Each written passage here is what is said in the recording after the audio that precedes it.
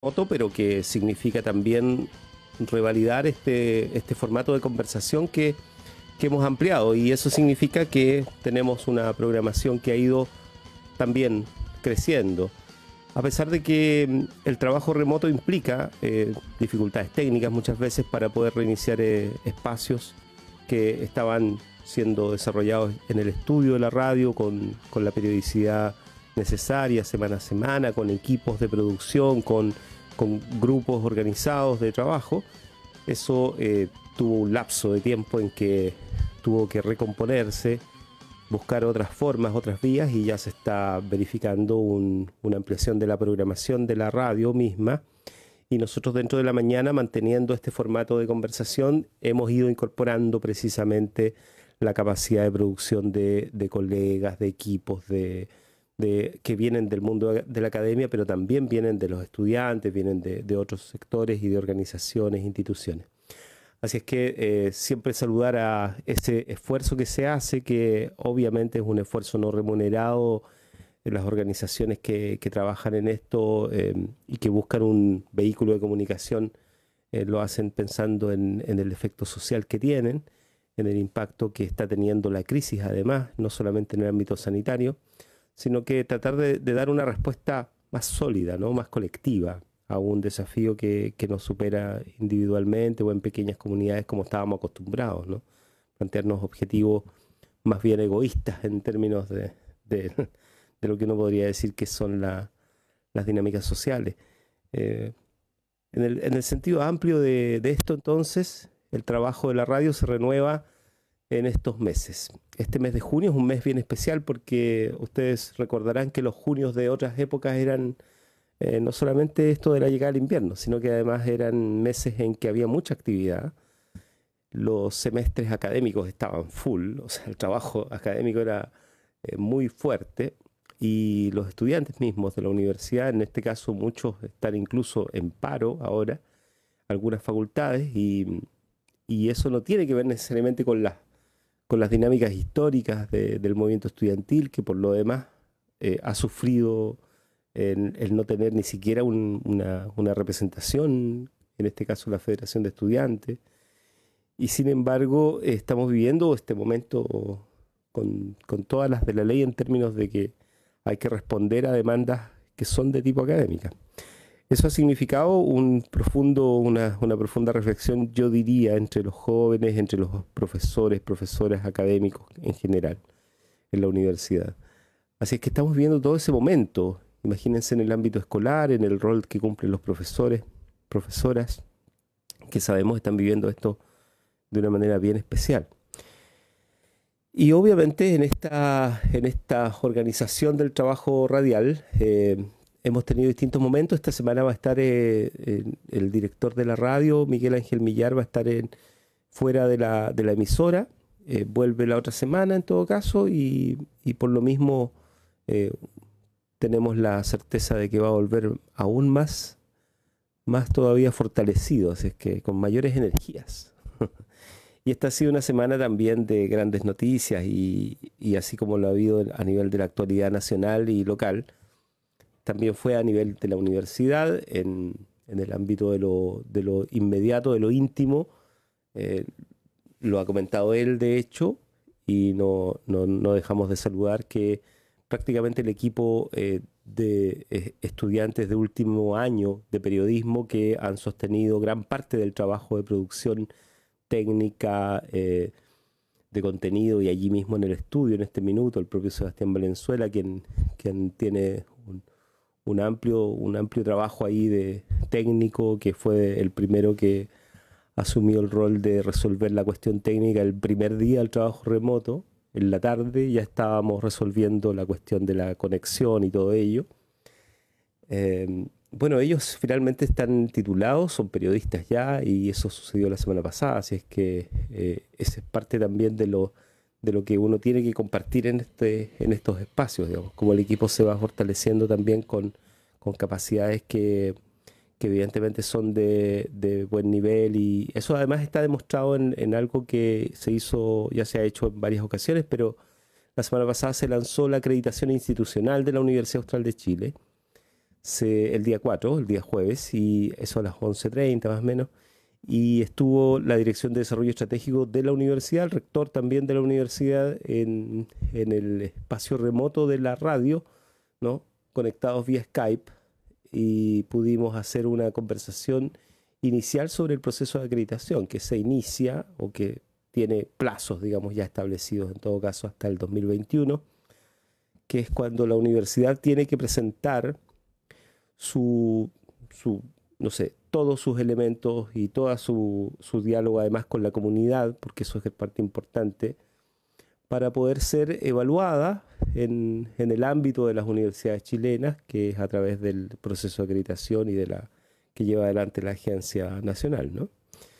Así es que eso que se hizo el jueves pasado, ¿no? Que es una conversación, de hecho está disponible ahí en las redes, en el trabajo también de vinculación, nosotros lo vamos a subir, ya está, de hecho, en el canal de YouTube de Comunicaciones Vinculación Watch, y se puede reconstruir ahí un poco lo que se relató en esa jornada.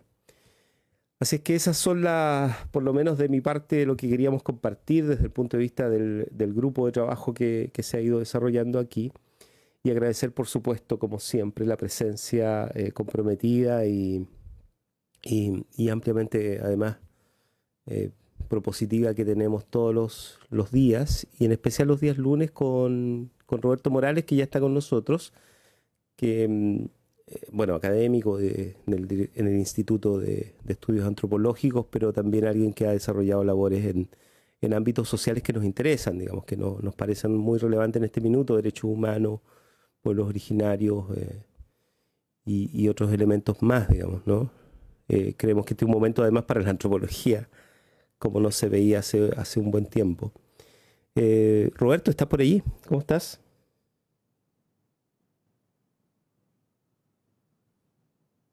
Hola, Roberto. Su Yo micrófono no te no. escucho, pero espero que Ahora te veo sí. en todo ¿Qué caso, tal? ¿eh?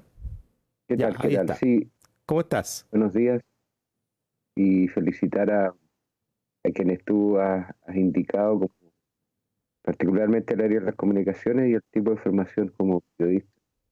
Eh, y nada, es importante lo que tú señalas en términos de la continuidad, pero también esta manera de poder trabajar y vincularse de manera permanente con ustedes, en primer lugar, y luego con quienes también regularmente participan de este programa. Saludar a Matías, que está aquí presente, Sí, con ya está quien Matías con hemos nosotros. Había desarrollado estado. digamos, cordial relación en el plano de las opiniones, y espero también que las condiciones permitan desarrollar una relación, digamos, más allá de lo que es este programa. En términos más políticos, a pesar de que tú esa parte como que Están haciendo la, pacto ya.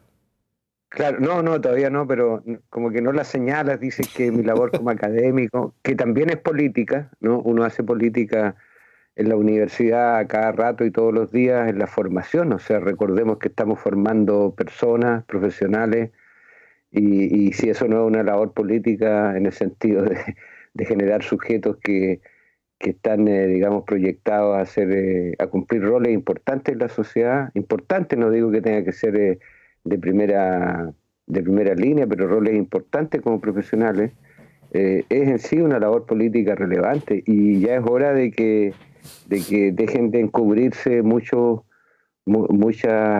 eh, digamos, acciones de omisión de participación en el sentido de diferenciar lo académico y lo político.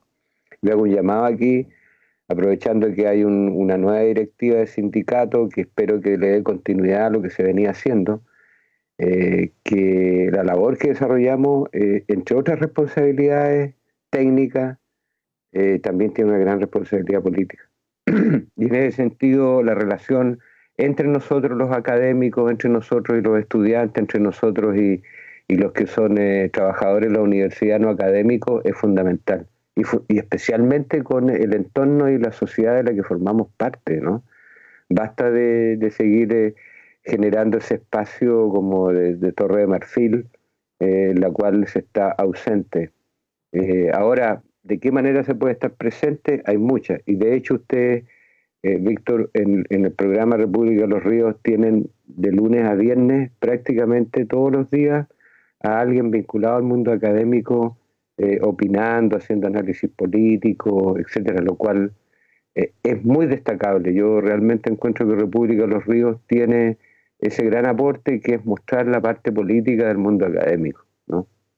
Y saludar eso, saludar también la dimensión social y propiamente política, ¿no? Aquí Matías, por ejemplo, es un sujeto que está en la política, ¿no? En la política institucional, con una mirada crítica y todo, y también el concejal de derecha, ¿cierto?, que aparece como independiente, pero claramente responde a las orientaciones de Renovación Nacional, entiendo, que es Felipe Rifo, ¿sí?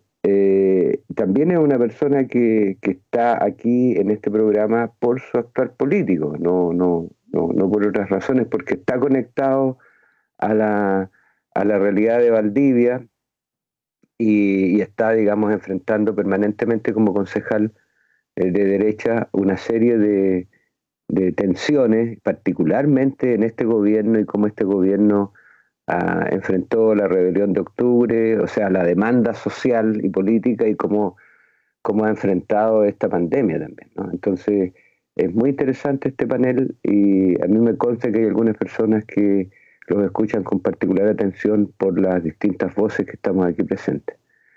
Perdonen la larga introducción, pero necesitaba indicar eso a partir de lo que de la agenda que nos pone Víctor, y hay algunos temas muy importantes que yo creo que es necesario que hoy día tratemos, hoy día mismo, hoy día lunes, ¿cierto? 8 de junio, pero ya será su momento para darle el paso. Bueno, saludemos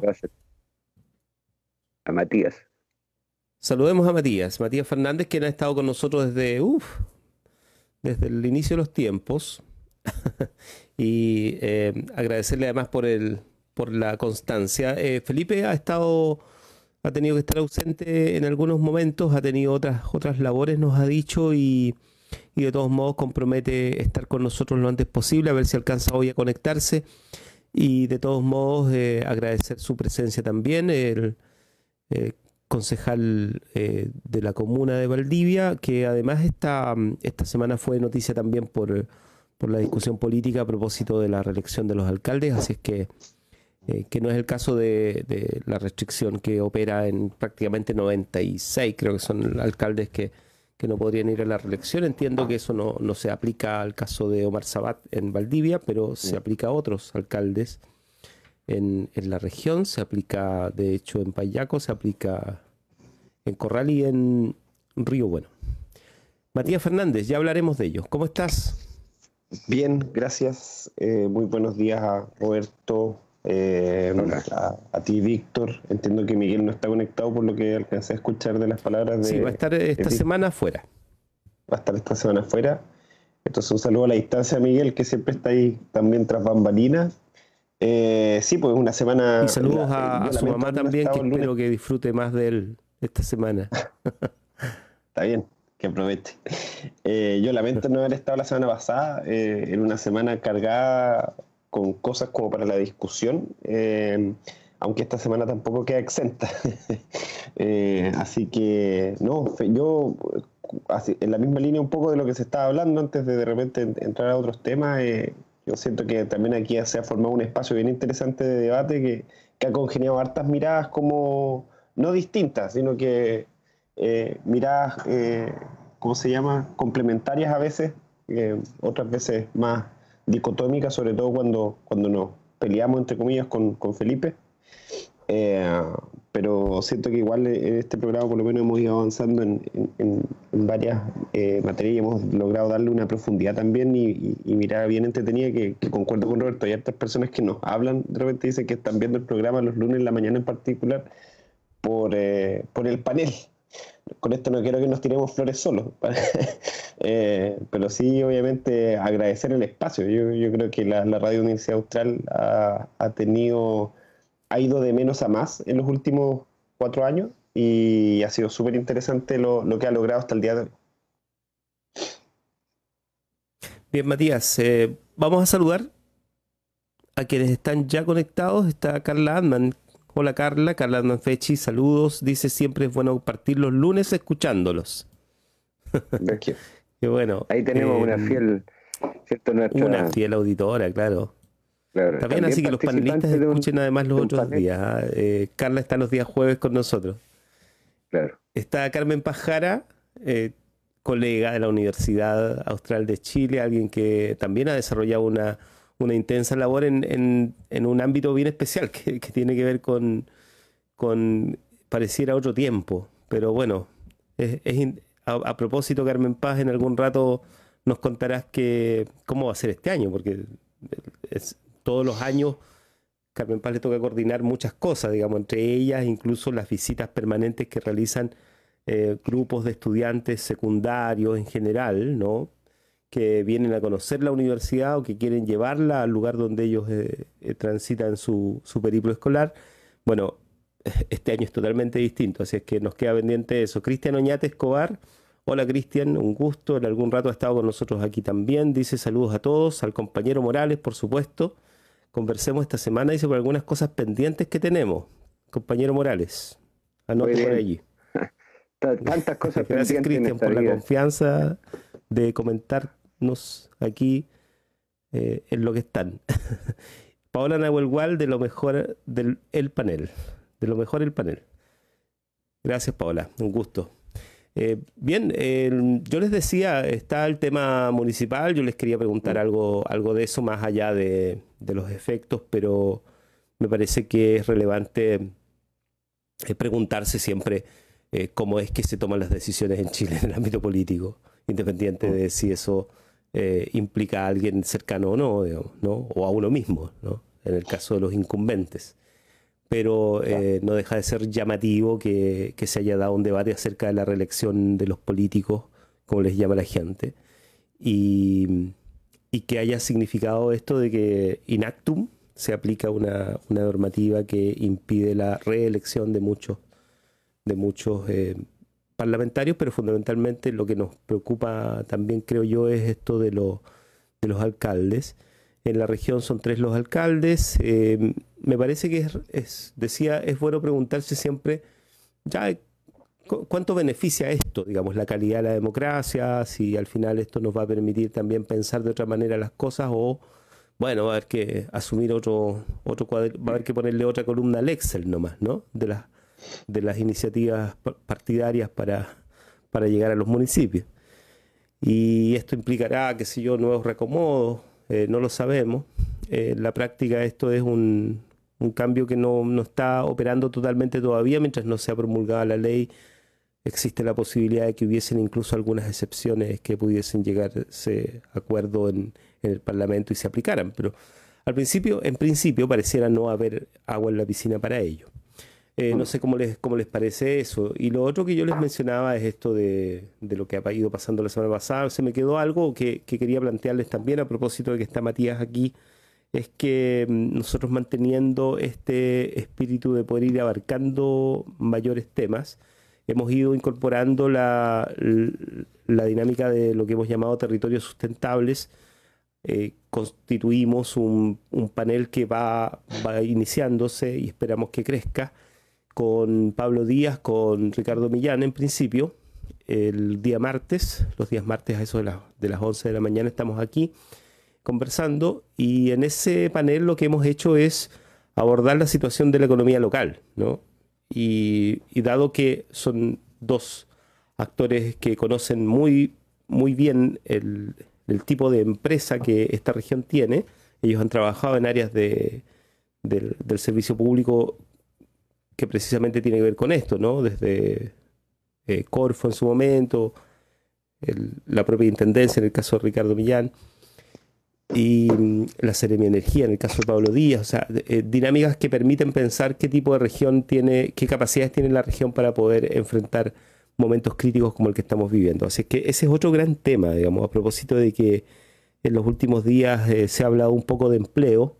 en clave de situación crítica. O sea, el empleo, primero el cuestionamiento a la ley de protección del empleo, que en definitiva impide que se aplique otro tipo de normativa un poco más drástica como la que se ha aplicado en otros países del mundo, como prohibir los despidos, etcétera. Aquí no, aquí se optó por otra lógica, y esa lógica es la de la ley de protección del empleo, que permite que se desvincule trabajadores durante un tiempo o con un porcentaje de sueldo que en la práctica sale de su, comillas, seguro de cesantía, ¿no?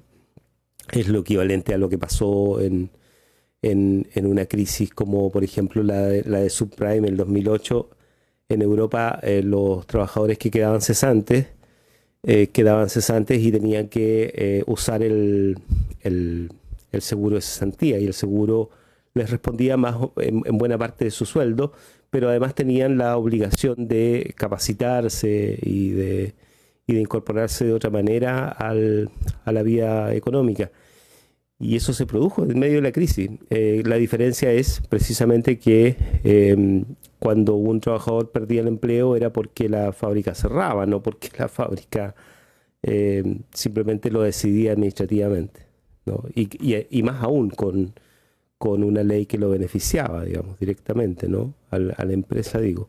Eso es distinto, y sabemos que es distinto en el caso latinoamericano y especialmente en Chile por el modelo que tenemos. Bueno, hemos estado conversando de ello.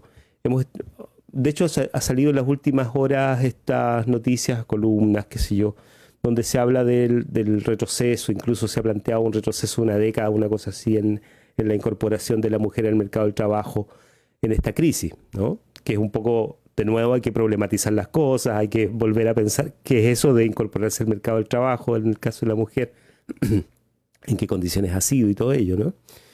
¿Qué ha significado el teletrabajo en este lapso? Entonces se fijan que todas esas temáticas también han estado ubicadas en este espacio que le hemos llamado territorios sustentables, que tiene que ver más con las economías locales, pero que en este panel de los lunes quizá no es un tema que esté de más, a propósito además de que está un consejero regional sentado aquí, digamos, ¿no? Y que le ha tocado ver un poco los andamiajes, ¿no? Los hilos de las economías locales en una región como esta. No sé, partamos por allí, digamos. Yo sé que hay temas que le interesan a ustedes en lo especial. Dejaremos algunos para la segunda parte. Sí. Partamos, si me permite... Roberto. Roberto, perdón. Ya, dale. Bueno, la pregunta tuya respecto de que por cuestiones técnicos y también políticas no se podrán reelegir alcaldes, ¿no? Algunos alcaldes. Esto es por la tercera vez, ¿no? Es decir, si han sido electos una vez, pueden volver a ser reelectos una vez más, pero una tercera vez no.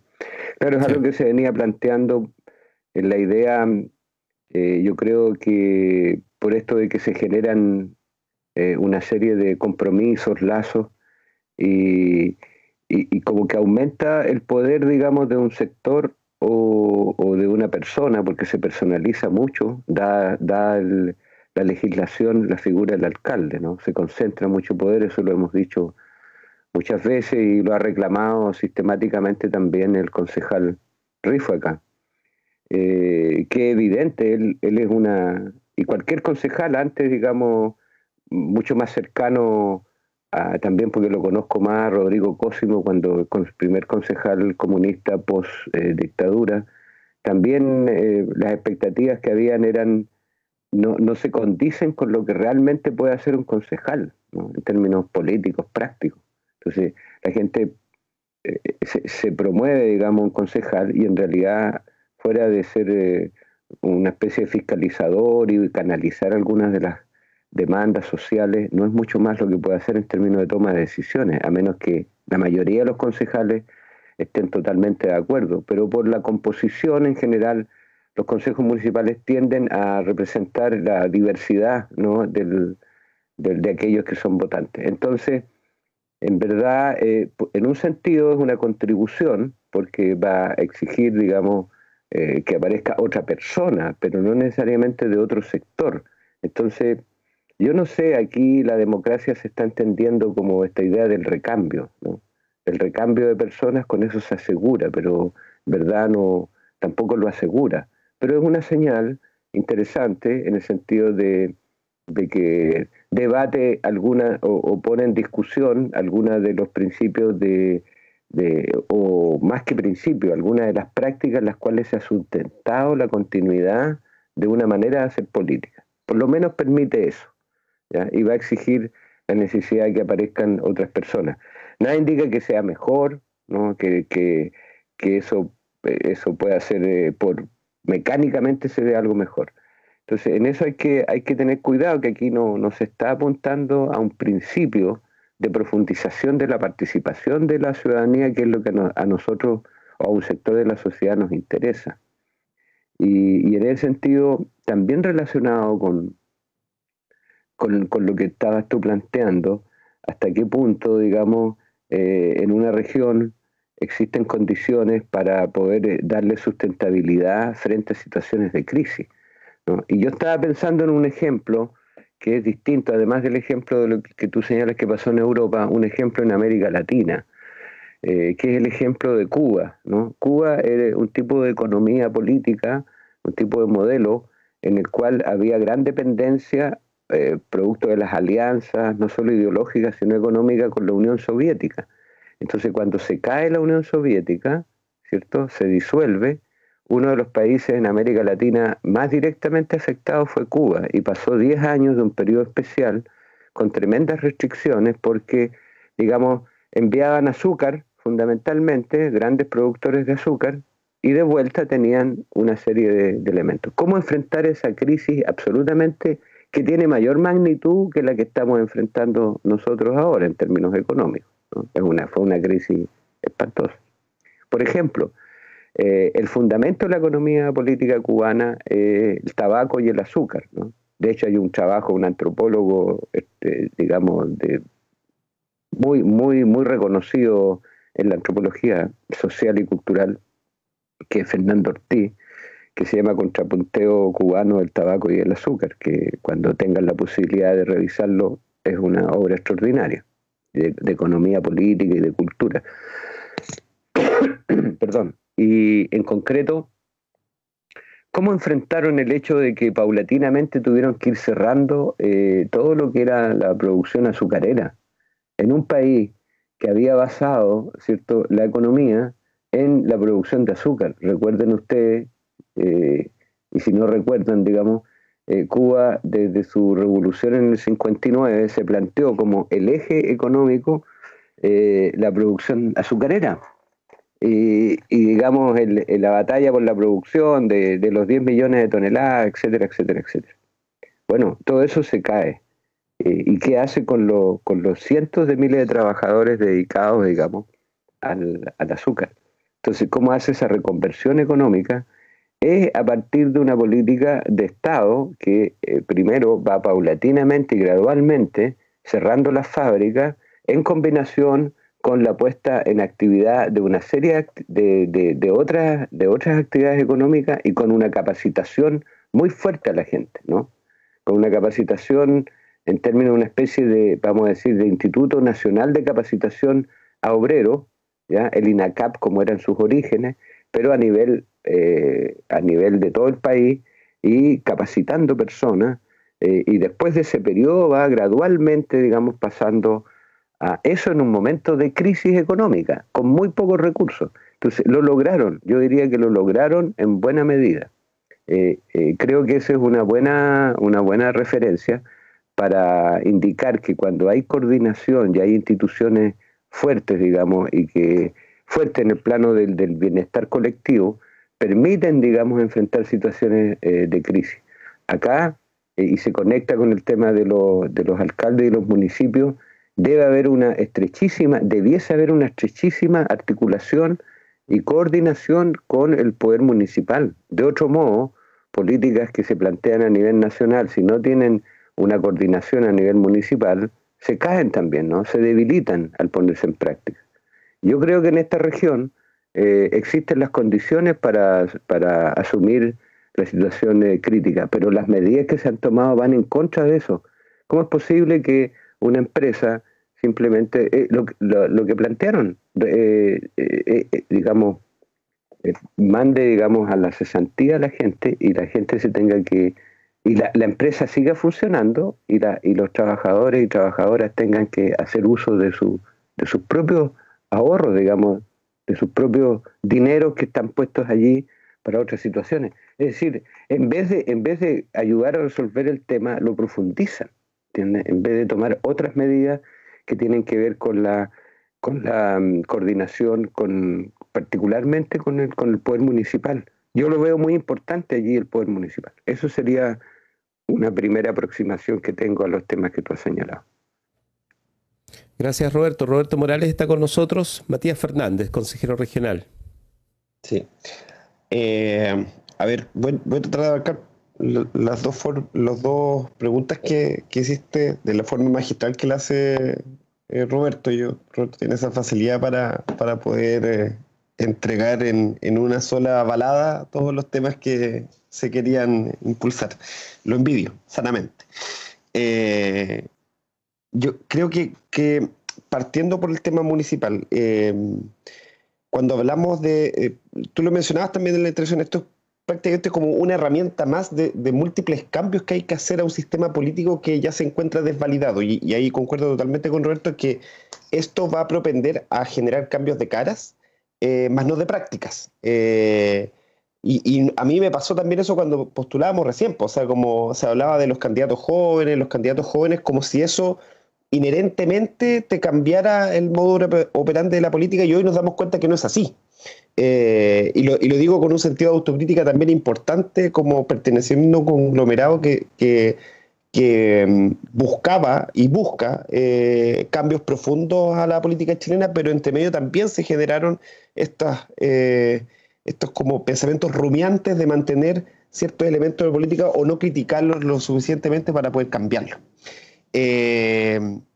Ahora, en el hecho particular de las municipalidades, demuestra también una falta de conexión importante del mundo parlamentario. Yo insisto que acá hay un problema como sistemático de la política actual, que hace que el parlamentarismo, que es como la principal herramienta de cambios a modo macro, no esté conectado precisamente a modo más pequeño. Ahora, el hecho que, por ejemplo, dentro de esta discusión hubiera, por ejemplo, incorporado la visión que tienen los alcaldes hoy, quizás hubiera dado resultados distintos en la metodología, más no en el fondo, porque hoy la política institucional vive un total desapego de las necesidades de los chilenos, y también no solamente de las necesidades, sino que también de las cosas que les molestan de la política institucional. Entonces tenemos ese problema como grande que no se resuelve, que por más que incluso tú digas hoy que se pone límite a la reelección, que por mala lectura incluso de los senadores, muchos de ellos quedan fuera, tampoco soluciona el malestar. Incluso tú hubieras dejado un año de reelección. Incluso, no sé, la mitad del Congreso no se hubiera podido reelegir el otro, el malestar no se soluciona, porque hay problemas de fondo mucho más grandes. Entonces ahí hay elementos que yo creo que son súper fundamentales de ir atacando desde la política institucional, hay un tema de autocomplacencia tan peligroso, que es peligroso para la sociedad, porque en el fondo lo que hace es que la sociedad sea más individual, que crea menos los proyectos colectivos y siga pensando en los proyectos más individuales. Y solo para terminar ese punto, creo que es importante buscar también los argumentos que la gente que defendía precisamente mantenerse o que no haya estos límites a la reelección esgrimían. Y los argumentos eran netamente hacia un punto de vista de competitividad de candidatura. Pero en ningún minuto se hablaba de proyecto político. Y eso da cuenta que efectivamente hay gente que ha estado ahí, que sobre todo en los municipios, que no son capaces de generar un proyecto político el cual, una vez se vaya la persona, se puedan mantener lógicas que te permitan cambiar. Y eso es como una cosa que lo he escuchado hablar por lo menos con harta, por lo menos, harta convicción a dos alcaldes en particular. Podríamos decir tres, pero a dos que han sido más mediáticos. Primero, Daniel Jadue, que lo ha dicho como enfáticamente, como si yo me voy de aquí mañana, el proyecto que hemos instalado en Recoleta sigue. Y otro que quizás tiene menos trajín porque lleva menos tiempo, que es Jorge Chart, que lleva en Valparaíso, que también es la idea que ha tratado de instalar. Pongo como un tercero, que es el caso de Independencia, que también ha tratado de instalar una lógica bien distinta, que es Gonzalo Durán, perdón, que también ha tratado de establecer esta idea. Ahora, el hecho que se esté logrando o no es menester de otra conversación. Y ahí, qué importante es también, y uniéndolo al tema de las economías locales, y qué bueno que a mí me ha tocado trabajar varias veces con Pablo, que tiene una visión bien especial y más que especial, como crítica, pero propositiva del tema de las economías locales. Lo que vemos hoy dentro de ciudades como Valdivia es que también hay una desconexión del principal actor hoy, que tiene que cambiar los modos económicos en los que se resuelve la comuna, y que es la municipalidad. Porque no es necesario ser político institucional para salir y conversar y darse cuenta de los pasos que uno tiene que dar para poder establecer lo que el gobierno o lo que el Estado te dice que te va a asegurar prosperidad en el futuro económicamente. Y que son pasos que están desarticulados, son pasos que muchas veces tienen problemas básicos desde su génesis, y que también en la praxis están desconectados de las herramientas nacionales. Entonces ahí también me sumo a lo que decía Roberto de la desconexión de los municipios versus lo nacional, y pasar a ser un ente administrativo. Está bien que en el papel, efectivamente, por ley, los municipios tienen un rol más administrativo, pero eso no te quita la potestad que tú puedes generar formas de construcción distintas. Ahí el Roberto por interno me preguntaba, ¿y en la región cuáles son los municipios que tienen proyectos programáticos? Podríamos decir que efectivamente dentro de la región podría ser Payaco, donde está Ramona, que está imposibilitada de salir reelecta, y habría que ver efectivamente si eso se traduce electoralmente en un proyecto que la gente crea. Yo tengo como muy buena visión de lo que hace Ramón en Payaco. Creo que ha tenido que luchar con varias adversidades, particularmente el primero al ser mujer, el segundo ser mapuche, y también un mundo, y que está relacionado con lo primero, con ser mujer, un mundo misógino que le ha entorpecido constantemente cosas muy atrevidas en un municipio, por ejemplo, rural, que ha sido la oficina que particularmente estaba creado sobre diversidad y la mujer. Pero tengo la impresión que acá en la región todavía faltan elementos que tienen que ser reforzados, no solamente por los municipios. Esto no es culpa solamente de los alcaldes, sino que hay un elemento, un proyecto país que no ha sido capaz de establecer una ciudadanía, o no establecer una ciudadanía, sino que darle herramientas a una ciudadanía, y también darle confianza a la ciudadanía para creer en proyectos políticos. Y ahí sin duda que uno de los responsables somos los partidos políticos. Los partidos políticos tienen que reenfocar, tienen que rever lo que están haciendo, si no estamos condenados al futuro, o sea, condenados al fracaso. El recambio de caras, como decía Roberto, no va a significar nada en el futuro, y para nuestra economía, ¿para qué decirlo? Gracias, Matías. Matías Fernández, consejero regional aquí en Los Ríos, y ya está con nosotros Felipe Rifo, lo veía allí ya instalado, así es que bienvenido, Felipe. Adelante nomás, prenda la cámara si está por ahí. Eso, ahí estás. Matías mencionaba a Ramona Reyes. Ramona Reyes, efectivamente, esta lógica del proyecto programático, ¿no? Y del municipio programático, si se quiere, que yo diría que es algo que es evidente que termina imponiéndose, y cuando eso no existe, se nota demasiado, ¿no? Se empieza a crujir el municipio, digamos. Yo creo que eso es lo que le pasa a Valdivia, por ejemplo, ¿no? Los proyectos de ciudad de Valdivia son proyectos demasiado contingentes, o sea, son demasiado anuales, ¿no? O si se quiere, de obra, ¿no? Relacionado con la obra. Vamos a remodelar el terminal de buses, vamos a remodelar el eje Picarte, no sé, en tal tramo, cosas así. O sea, y eso como que reordena el escenario de la ciudad. Estoy hablando desde el punto de vista de los que no somos parte de los municipios o no hemos sido parte de los municipios. Ahora, si eso va a ser un elemento central en la configuración de los nuevos municipios, el caso de Ramón Reyes pasa a ser muy relevante, porque si no puede postular, lo que hay que preguntarse ¿es bueno que Ramón Reyes no vuelva a postular, que no pueda volver a postular? Y yo pondría incluso, a propósito de que está Felipe además con nosotros ahora, pondría el caso de Luis Reyes. O sea, el caso de Luis Reyes, electo después de haber estado antes en el municipio. En el caso de Río Bueno, él fue militante de la UDI, pero es militante actualmente de Renovación Nacional. Entiendo. Y Luis Reyes es alguien que dentro de su comunidad lleva adelante un proyecto importante de constitución de lo que podríamos llamar también un diseño programático, ¿no? Felipe Rifo, bienvenido. ¿Cómo estás? Concejal de la comuna de Valdivia. Bien. Bueno, yo recibí la noticia con mucha alegría. A mí de verdad sabía que en el camino se ha formado un cementerio con hartas lápidas nuevas, pero me dio mucha alegría porque fue un proyecto que impulsamos desde muchas instancias cuando comencé en política, desde la juventud del partido, desde instancias de conversación, y haber visto que esto salió de esta manera fue para mí una alegría.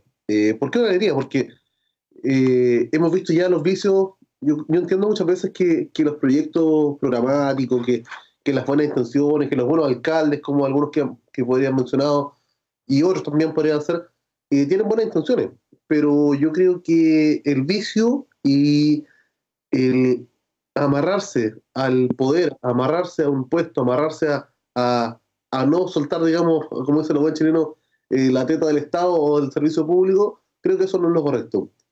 12 años es más que suficiente para poder generar un proyecto y dejar un legado en la comuna.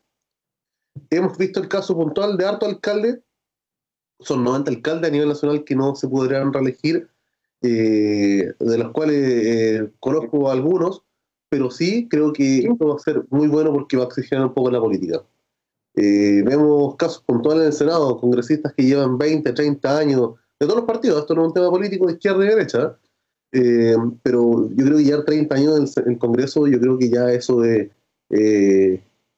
un abuso ya. Considero que hay que darle la oportunidad a nuevas personas.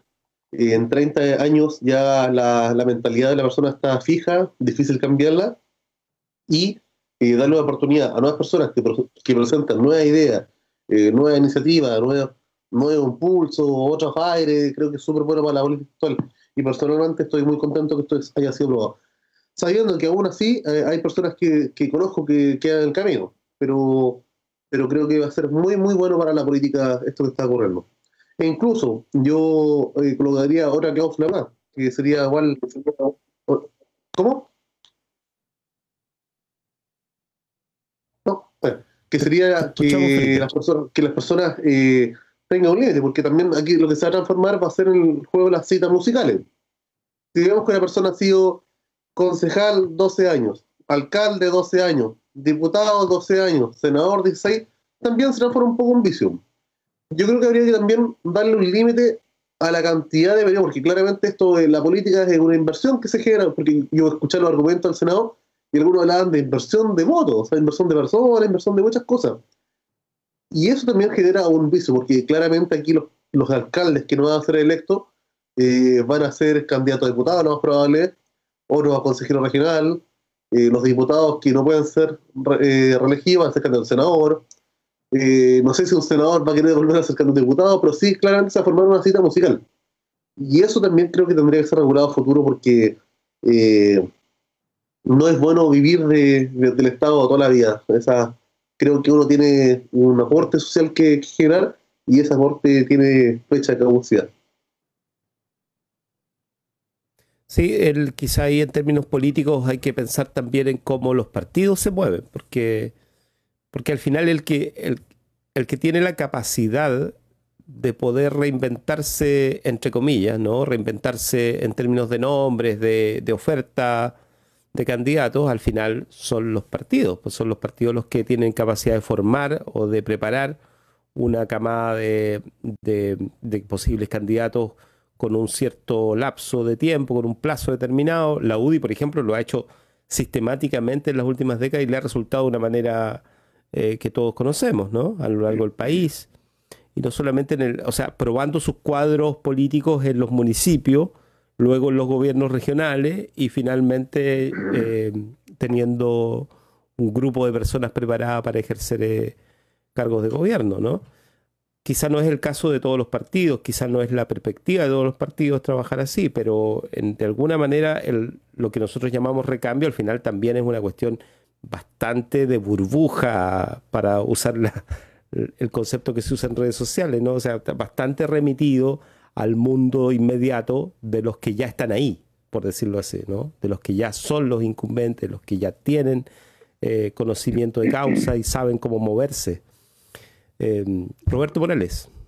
Sí, yo quería señalar que además de lo que tú señalas respecto de cómo entender la eficacia y eficiencia de partidos como la UDI, es que es muy importante ver que han estado operando en un modelo que ellos mismos generaron en época de dictadura, en donde, digamos, no privilegian el tener grandes dirigentes sociales, por ejemplo. Si tú lo piensas a nivel de profesionales, a nivel de trabajadores, de asalariados, digamos, de obreros, a nivel académico, la UDI no tiene, digamos, gente destacada, como se puede dar en otros ámbitos. Las grandes centrales sindicales, no, ahí no está la UDI, la UDI está en un espacio en donde dentro del el sistema favorece, un sistema que ellos crearon, ¿cierto?, que los favorece la práctica que han tenido. Entonces, en ese sentido han sido muy sistemáticos y hábiles en poder aprovechar lo que el propio modelo que se crearon para sí mismos están, digamos, han ido cosechando, pero eso ya se les agotó, me parece a mí. Se les agotó y porque aparece, por ejemplo, uno no puede relacionar a Isquia Sichel, ¿cierto?, la presidenta del Colegio Médico, no la puede relacionar a posturas de la UDI, ¿no? Los premios nacionales de ciencias sociales o los premios nacionales de literatura o de ciencias no están asociados a la UDI. A Isquia Sichel, por ejemplo, incluso contraviene algunas de las imágenes que la propia UDI lleva adelante, ¿no? Entonces, me parece a mí que ahí hay un ejemplo, en el caso de la presidenta del Colegio Médico, en el sentido de que si ella, siendo mujer, se le asocia a tener ascendencia indígena, es motivo digamos, de un discurso misógino y racista y clasista, ¿no? Y que se expresa públicamente a través de un columnista en La Tercera. Es decir, como que son personas que aparecen liderando posturas, convencen a la gente, pero que son antisistema por su práctica, independiente que lo formulen o no. Lo mismo ha pasado con el Colegio de Profesores, lo mismo pasa con las organizaciones sociales en las cuales se hace una lectura crítica de lo que representa la UDI, por ejemplo, y de lo que representan algunos sectores de la derecha en Chile, ¿no? Entonces, sí, diría que esto va a mover un poco cierta dinámica, cierta naturalización de la política, y eso es bueno, y esos espacios en los cuales se produce cierta movilidad es bueno para ir más allá del recambio, ¿no? Sino que no solo de personas, sino pensar hasta dónde podemos avanzar en un recambio, en una transformación de la política y que no sea como viene esa figura que usó Felipe de silletas musicales, ¿no? Es decir, gente que mantiene y administra un mismo modelo y que se va cambiando, ¿no? Y que incluso pueden ser de partidos distintos. Y de hecho es la gran crítica que se ha hecho que aparentemente gente opositora, ¿cierto? Durante varios años los gobiernos de la Concertación, después viene el primer gobierno de Piñera y en realidad después viene de nuevo un gobierno de la nueva mayoría y ahora tenemos el de Piñera, y en algunas cuestiones estructuralmente las cosas no se han modificado. Entonces tú puedes cambiar presidente, puedes cambiar programas generales de administración, pero no cambian los temas de fondo. La desigualdad se mantiene, el código laboral mantiene restringidos los derechos de los trabajadores. ¿Para qué decir los pueblos originarios?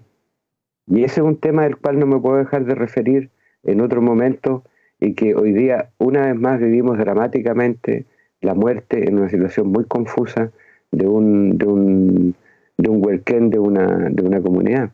Además que nos afecta particularmente porque proviene de Huapi, ¿no? De ahí es su familia. Bueno, pero acerca de eso yo quisiera que pudiésemos conversar más adelante.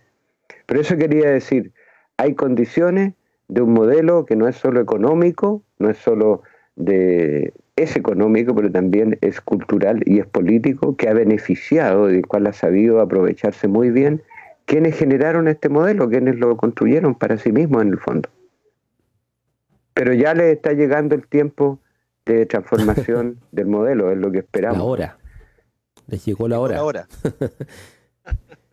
Sí, y yo quería agregar nomás, vi el fin de semana, que creo que fue el día viernes, el streaming de Mauro Tamayo, el alcalde de Cerro Navia, que ha planteado una serie de cuestiones, ha estado también, quizá no ha sido de los más mediáticos, o no lo sé, no, pero estuvo en una discusión de carácter político. De hecho creo que estaba Carol Cariola, estaba Camilo Broski de Ñuñoa, concejal, y tuvieron una discusión acerca de los contenidos sociales de la situación de crisis, digamos, ¿no? Las salidas políticas que eso plantean, ¿no? Entre las cosas que yo escuchaba estaba esto de hasta dónde se puede pensar la comuna como una cuestión donde la crisis social debe ser posible de resolver, ¿no?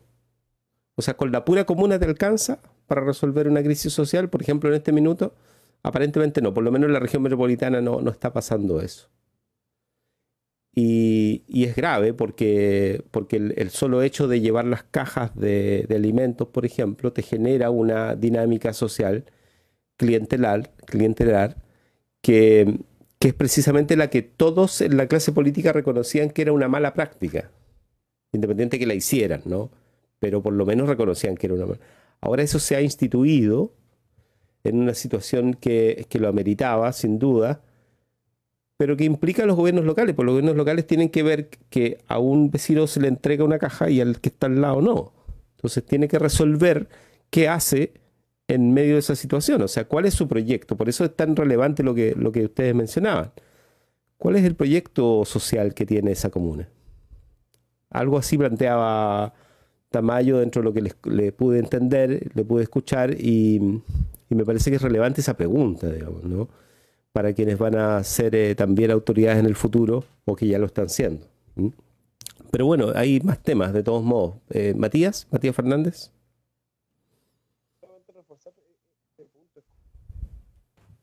Creo que había salido Matías. Ahí estás. Ahí está, pero no lo escuchamos. Ahora sí. No lo escuchamos. Escucha muy bajo, Matías. A ver, ahí sí. Ahí sí. Por ahí sí. Ahí sí. Ahí sí. Sube tu micrófono nomás. ¿Qué pasó con mi micrófono? Disculpe. No, solamente reforzar ese punto. Creo que es importante recordar que esto sí es una herramienta que ayuda precisamente a volver a generar confianzas en un mundo político ya desacreditado, pero es muy fácil volver a caer es muy fácil que a través de la autocomplacencia esto se transforme, porque ya lo es. O sea, lo mencionabas tú, Víctor, o sea, como la UDI y muchos otros partidos han generado recambios generacionales que muchas veces entran desligados de sus propios partidos y después supuestamente toman esta batuta más más nacional o de la línea partidaria, y han mantenido sistemáticamente el sistema político, y han hecho que precisamente las comunas tampoco puedan ejercer por lo menos ideas de cambio importante. Entonces ahí yo creo que es fundamental pensar el futuro desde el punto de vista programático. Siempre es lo más difícil hablar en una elección desde el punto de vista programático, porque las urgencias muchas veces sobrepasan el fondo. pero sin duda estamos tan trabados y la revolución de octubre y también esta propia pandemia nos obliga a repensar la forma que estamos haciendo tanto la economía, como lo planteas al comienzo, como las formas de hacer política aquí a futuro. Matías Fernández, consejero regional. Felipe Rifo, concejal de Valdivia. Sí.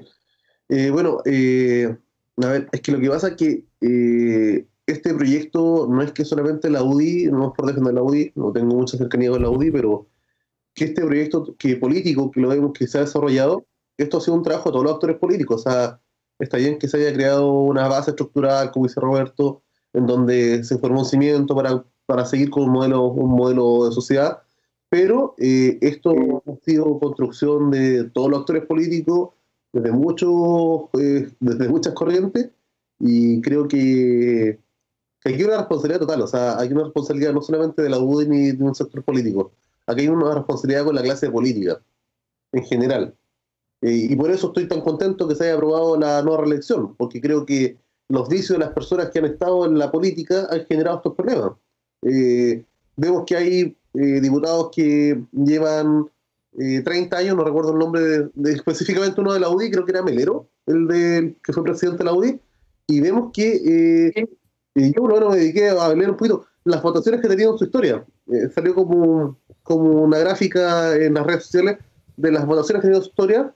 Un día una cosa, 5 años otra cosa, otra elección otra cosa, y damos cuenta que no tiene una concordancia su pensamiento. O sea, se va adaptando, se va moviendo para acomodarse, para no perder su popularidad, lo más probable, y eso claramente genera que la cosa siga tal cual. Son 30 años de diputados, 30 años de problemas sociales, 30 años de muchas cosas, y creo que el Parlamento, aparte de ser un ente también burocrático, y usted sabe que yo le he dicho que estoy en acuerdo de rebajar la cantidad de parlamentarios, pero creo que fue un error muy grande de la presidenta Bachelet de haberlo aumentado la cantidad de parlamentarios, y creo que eso se puede remediar. O sea, yo creo que estamos a tiempo, hay cosas que hay que cambiar. Creo que no son sustanciales ni soluciones finales al problema de fondo, pero sí rebajar el sueldo que tienen los parlamentarios, rebajar la cantidad de parlamentarios, y también eliminar la reelección de más de 2 periodos. Creo que va a dar señales importantes a la sociedad para que tenga un poco más de confianza en la política actual. Felipe Rifo, concejal de la comuna de Valdivia. Roberto, tú mencionaste, y nos quedan minutos como para que podamos abordar un poco la dinámica de noticiosa, pero ojalá también el tema que hay detrás, de fondo, sobre la muerte del huerquén Alejandro Treuquil. Esto en Sí. Collipulli. Tú nos decías que hay lazos familiares de todos modos aquí en Maihue. Obviamente, No, o sea, la prensa, en tú la Guapi. habrás visto, dice confuso incidente. Sí, bueno, hay cuestiones puntuales respecto de las cuales hay referencias, el propio LOF, las propias familias que constituyen la comunidad en la cual ha vivido en Coyipulli, en Huehuén, señaló el confuso incidente, describe algo. No hay hasta ahora, ya fueron los funerales, ya no hay hasta ahora se está en investigación.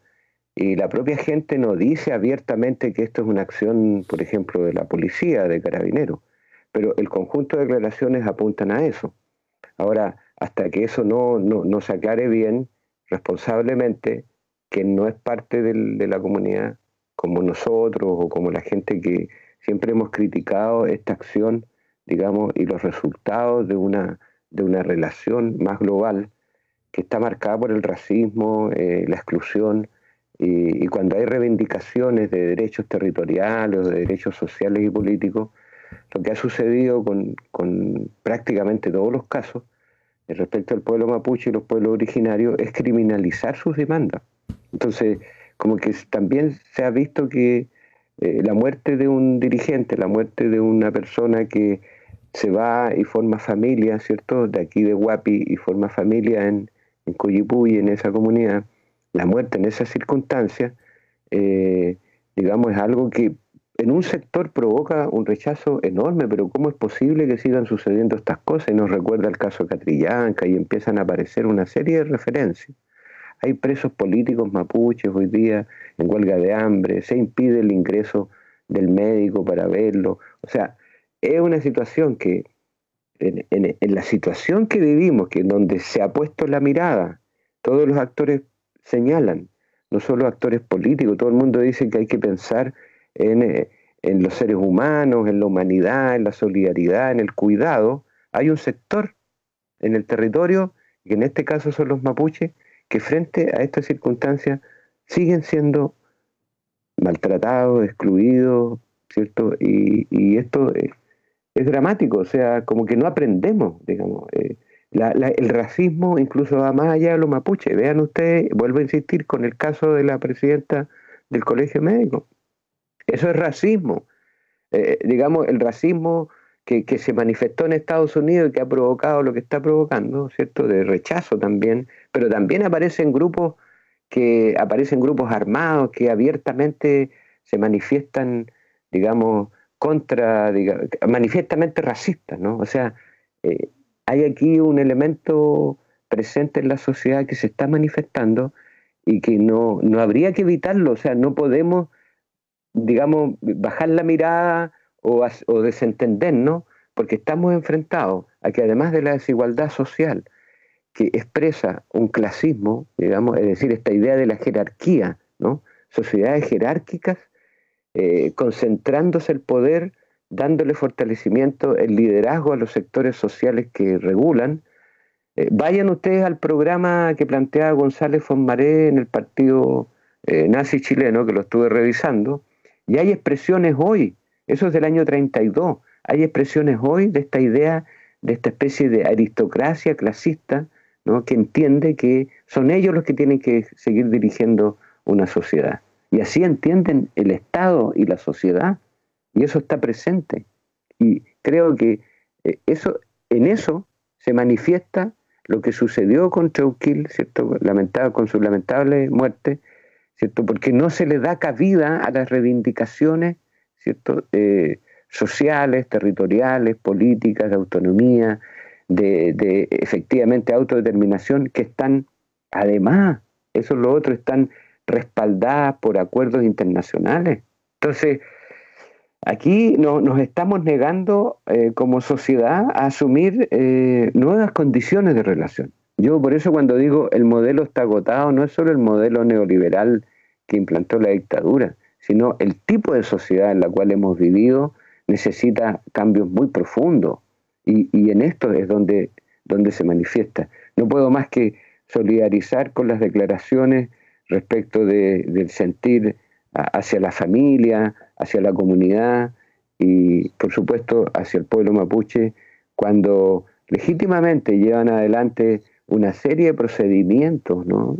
Van a la CONADI, entregan informes, las cosas se demoran, hacen planteamientos, declaraciones, y no, simplemente las cosas se postergan y se resuelven, si es que se llegan a resolverse, pasado un largo periodo de tiempo. Entonces aquí hay condiciones de mucha fragilidad desde el punto de vista social, desde el punto de vista también económico, y bueno, así están las cosas, entonces hagámonos cargo de eso. Roberto Morales con nosotros aquí en el panel del día lunes en República de los Ríos. Nos quedan unos minutos aún. Roberto plantea un tema que nos parece que sobre el que habría que trabajar un poco también en esta mesa, junto a Felipe Rifo, concejal de Valdivia, y a Matías Fernández, consejero regional de Los Ríos. Saludemos nomás a quienes se integran ahí al chat, a Marvin Navarrete, que desde Retiro dice: saludos Marvi, que ya nos ha acompañado algunas veces, nos ha hecho comentarios. Lisette Schwerter, como siempre, un gusto, la directora del Ballet Folclórico de la Universidad Austral de Chile. Está Carlos Carrasco, que es el director musical, de hecho, del ballet, así que un saludo, Carlos. Pedro Mella, un gusto, Pedro, un saludo, además a alguien que ha trabajado en derechos humanos y que en el caso de los ECPP, como les llaman, los expresos políticos de Valdivia, han cumplido un rol importante también de solidaridad en función de temas que acaba de plantear Roberto, que tienen que ver con esto del tipo de Estado que se fue constituyendo en Chile en estas décadas.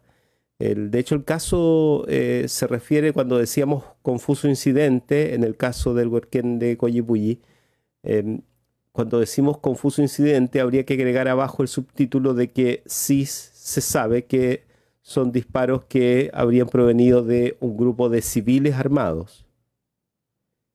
Y lo que no está claro es entonces a qué adscriben esos civiles armados que dispararon contra un grupo de 3 comuneros, creo que eran, que estaban en un momento determinado en un campo, entiendo, buscando un caballo, o sea, en una situación es la que no actividad tenía por qué habitual llevar y que habían a recibido los disparos. amenazas, además, en particular Alejandro Trauquil y la comunidad. No es que Claro. fuese una comunidad Sí. en donde no pasaba nada, venían haciendo reivindicación, habían sufrido amenazas por parte de carabineros.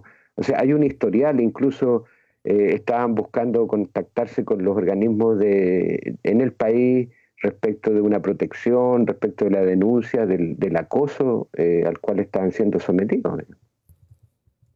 O sea, no es una casualidad, no es que fue un accidente, no, aquí hay, por eso es que es preocupante, ¿no? Es decir, se lleva a un grupo de familias, a un sector, a un territorio, a un pueblo, en donde está en una fragilidad respecto de su seguridad, respecto de sus condiciones de vida, ¿no? Y que a veces pudiese ser que este mismo clima lleva a que civiles estimen de que hay que enfrentar directamente a los mapuches, como sucede en la Araucanía. Y no solo en la Araucanía, cuidado, aquí también en esta región y en la región más al sur hay grupos de personas, ¿cierto?, que estiman de que ellos pueden, digamos, y tienen el derecho de enfrentar directamente a estas situaciones, ¿no? Entonces ya se empieza a complejizar el tema, ¿no? Es una espiral difícil de controlar y encauzar. Entonces, claro, son civiles, ¿serán civiles? La primera pregunta, ¿no serán uniformados que van de civil? Segundo, ¿pueden ser civiles? Claro, pueden ser civiles. ¿Qué civiles pueden ser? ¿Qué tipo de gente? Incluso hay que plantear todas las posibilidades y no será, digamos, una situación entre ellos también, que muchas veces mucha gente dice que eso es lo que está pasando, no son problemas entre ellos. Bueno, pero para eso hay una institucionalidad que puede investigar esto, pero favorablemente la propia gente está organizada, ¿no? No dependemos solo de una institucionalidad en la cual se puedan manejar los antecedentes, los datos y todo, lo cual también es muy común en nuestra sociedad, que por mucho que la imagen de que las instituciones funcionan en función también de sus intereses, disculpen la redundancia. Por lo tanto, hay investigaciones que nunca terminan, que desaparecen las pruebas, o sea, en el sistema de justicia chileno también hay muchos elementos que se han evidenciado de encubrimiento cuando conviene a los sectores que manejan esto. Pero acá favorablemente hay familias organizadas, hay una comunidad, se produce una solidaridad, la mirada se hace pública, se conoce, hay mucha gente observando grupos, institutos, observatorios, ciudadanos, Instituto Nacional de Derechos Humanos, la Corte Interamericana, hay un tipo de periodismo, de periodistas, las posiciones políticas, las propias organizaciones. Es decir, este hecho no va a pasar desapercibido, ¿no? Lo que pasó con Catrillanca, hoy día se está conociendo filmaciones que tenía Carabineros y que están evidenciando cosas. Si no es hoy, va a ser mañana. Por eso digo, eso es una buena señal, ¿no? Una ciudadanía, grupos de personas organizadas, atentas a lo que pasa y dispuestas a llegar hasta el final, en el sentido de que se conozca lo que ha pasado y que se tenga que sancionar a quienes están detrás de todos estos hechos criminales. Roberto Morales está con nosotros. Matías Fernández. De nuevo el micrófono. ¿De nuevo se escucha mal? ¿Ahí sí? Sí, vamos a tener que cambiar en manos libres, ¿eh? Uy, pucha, y a mí que me gustaba tanto. Ya. Jubiló ya, nos jubilamos, manos libres. ¿Se escucha ahí sí o no? Sí. Ya. No, referirme un poco a lo que muy bien mencionaba Roberto, que es precisamente el panelista y un actor que ha constantemente y de forma sistemática puesto este tema en valor en este panel. No digo que el resto no lo haya hecho, pero particularmente Roberto siempre ha traído esta mirada y hace referencia precisamente a algo que mencioné él, como el racismo y xenofobia que existe en Chile hoy y que se invisibiliza. Eh, es, es real que precisamente como esa especie de hipocresía que uno ve de, por ejemplo, personas sintiéndose muy identificadas con lo que pasa en Estados Unidos, con todo lo que ha pasado referente a George Floyd, hayan tenido actitudes precisamente racistas y clasistas dentro de nuestro propio país con gente de tez más morena, como en el caso que contaba precisamente sobre Isquia Siche, y como precisamente cierto sector de la derecha se refiere a ella, pero también con el mundo mapuche, y es un tema muy invisibilizado.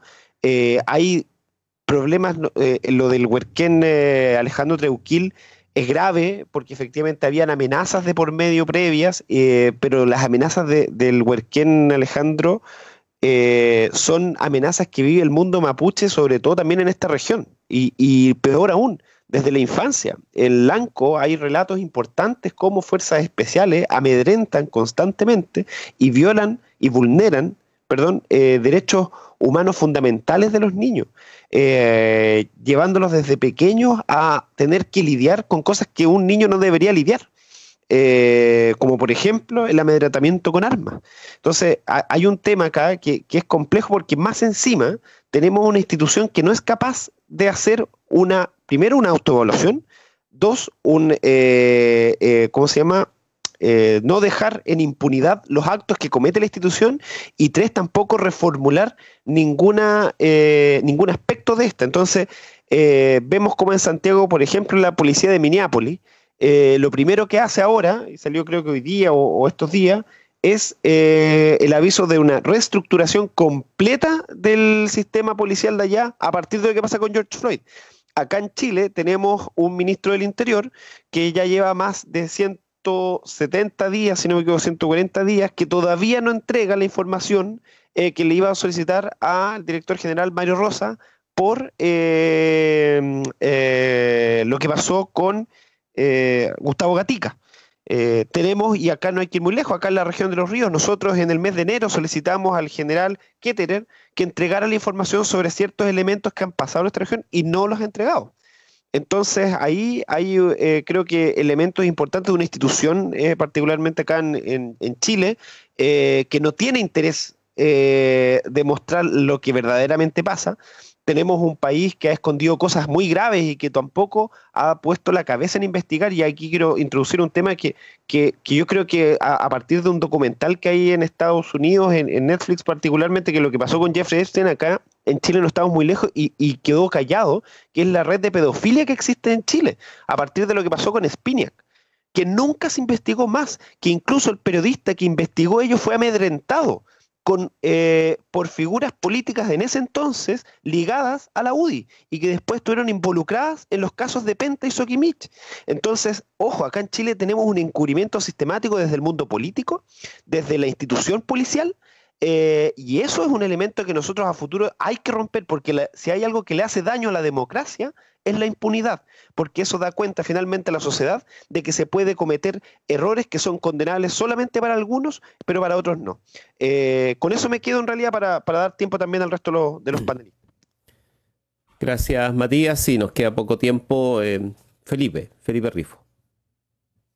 Sí, bueno, lamentable lo ocurrido con el lonco mapuche. Creo que estas cosas ya en 2020 no deberían estar ocurriendo. O sea, deberíamos, quiero partir diciendo que, bueno, aquí hacer acusación a algún sector, a alguna persona, creo que no es correcto. Lo segundo, como dijo Roberto, o sea, estamos en 2020 y hay instituciones, hay lugares que deben investigar, y yo espero que esto se desenlude rápido, porque, perdón, no era lo que era Borquel. Disculpa la mala expresión, ¿no? ¿Y cuál es el sentido de esto? O sea, sentido también de pena, porque yo creo que hemos visto cosas en nuestra sociedad que afectan a algunos más que a otros, pero no dejan de expresionar en general a todas las personas. Ver que un grupo de personas armadas enfrenta a una comunidad, a un grupo de personas, no es correcto. O sea, estamos en el año 2020 y creo que esas cosas deberían irse mejorando, y también que las policías hagan su trabajo y investiguen rápido y determinar quiénes son los responsables. Creo que la familia necesita saber qué es lo que pasó, necesita saber la verdad, y esto es un trabajo que tiene que realizar las policías. Y yo confío que van a hacerlo lo más rápido posible. Esperemos que así sea. Para terminar, creo que no nos queda mucho tiempo para... Sí. Consejo Municipal mañana, 2 puntos en tabla, hay puntos varios, hay otros puntos interesantes que va a tocar, por lo menos que yo voy a proponer. Hemos visto que hay un problema con las personas que trabajan en la locomoción pública, en los furgones escolares, y creo que es importante que ver cómo apoyarlos de alguna manera. Y creo que la forma más importante de apoyarlos es el transporte de los alimentos. Hemos visto que los municipios, que los gobiernos han tenido problemas en la dificultad de los transportes de los alimentos. Y creo que sería bastante interesante que nosotros aquí en Valdivia impulsemos una propuesta innovadora en donde podamos ver cómo contratar o realizar el servicio de las cajas de alimentos, que anda, por lo menos en el municipio de Valdivia, muy lento. Los funcionarios municipales han hecho un esfuerzo importante de que esto sea así, pero creo que la cantidad de cajas, la operación en sí mismo genera que esto no sea tan expedito. Y hay que buscar instancias y formas para que esto sea mejor. Creo que los furgones escolares, las personas que trabajan en el rubro de la locomoción colectiva, son personas que nos pueden ayudar. Y bueno, voy a reiterar una propuesta mañana a la administración municipal que no sabes, ya lo he dicho 2 veces ya, pero mañana voy a reiterarlo. Así que dejarle un saludo a todos ustedes, que tengan buena semana, a todos los auditores de la Radio Igual, y que nos vemos hasta el próximo lunes. Gracias, Felipe. Felipe Rifo, concejal de la Comuna de Valdivia, ha estado con nosotros. También Matías Fernández, consejero regional de Los Ríos, y el académico del Instituto de Estudios Antropológicos, Roberto Morales. Tenemos una conversación con un grupo de una mesa de gremios de la salud en un minuto más, en Comprometida. Así es que le quiero agradecer además el momento, la preocupación además por estos temas. Quizá, y te lo dejo planteado nomás, Roberto, podríamos dialogar acerca de abrir otro espacio de conversación más amplio en otro minuto, quizá por la misma vía de la radio o no, pero entiendo que sí hay una preocupación porque los temas no se invisibilicen, como decía Matías hace un ratito. Y eso es relevante, así es que total disposición para ver si se puede ampliar esta reflexión que en esta última parte hemos realizado. Así que muchas gracias. Sí, de todas maneras... ¿Nos encontramos, Roberto? Sí, asumo cuando podamos coordinar. Sí, hay varias actividades que ya se están programando a través de las distintas plataformas para hablar de este tema, y que va a involucrar, ¿cierto?, a partir de esto, un enfoque más amplio de la temática. Yo quiero despedirme saludando el jueves pasado la primera reunión del nuevo directorio del sindicato de docentes de la universidad, presidido por Sandor Mulso, a quien saludo cordialmente, digamos, y que cuente como desde que formamos el sindicato ya hace 13 años, que cuente con toda la fuerza y el respaldo que sea necesario. Saludar a la familia, a la comunidad, Huenehuen, ¿cierto?, a la gente de Huapi y a toda la gente que está hoy día muy preocupada por lo que ha pasado con Alejandro Treuquil. Y bueno, y a ustedes, a los panelistas, a Matías, también a Felipe y a Víctor, que mantiene este espacio en el cual podamos, y a todas las compañeras, compañeros, amigos, hermanos, digamos, Pupeñí, Pulamien, que nos escuchan, nos ven y comentan a través de los distintos medio. Muchas gracias y estaremos. Bien, pues, muchas gracias. Un gusto como siempre, como todos los lunes. Nos reencontramos la próxima semana. Muy bien. Bien, pues hacemos pausa nosotros aquí en Radio Universidad Austral de Chile y volvemos, por supuesto, con, decíamos, esta conversación con los trabajadoras de la salud. Más comunicación. Más universidad.